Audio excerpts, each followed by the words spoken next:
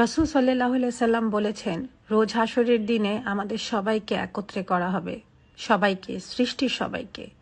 এবং তখন আমাদের কারো গায়ে কিন্তু কাপড় থাকবে না, আমরা সবাই খালি পায়ে থাকব এবং আমরা জড়ো হব আল্লাহ সুবহানাহু ওয়া তাআলার সামনে। এরপরে ইব্রাহিম আলাইহিস সালাম সর্বপ্রথম এমন মানুষ হবেন যার গায়ে আল্লাহ সুবহানাহু ওয়া তাআলা কাপড় দিবেন, বেহেশতের কাপড়। কিন্তু তার কিছুক্ষণ পরেই যেটা হবে সেটা হলো উনি একটু সামনে গিয়ে দেখতে পাবেন ওনার বাবাকে, এবং ওনার বাবার চেহারা হয়ে থাকবে কালো।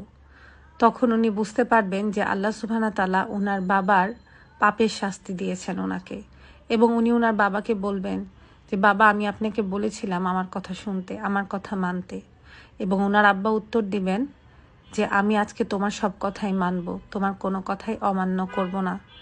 তখন ইব্রাহিম আলাইহিস সালাম আল্লাহ সুবহানাহু ওয়া তাআলাকে বলবেন যে, আল্লাহ সুবহানাহু ওয়া তাআলা, আপনি তো আমাকে এত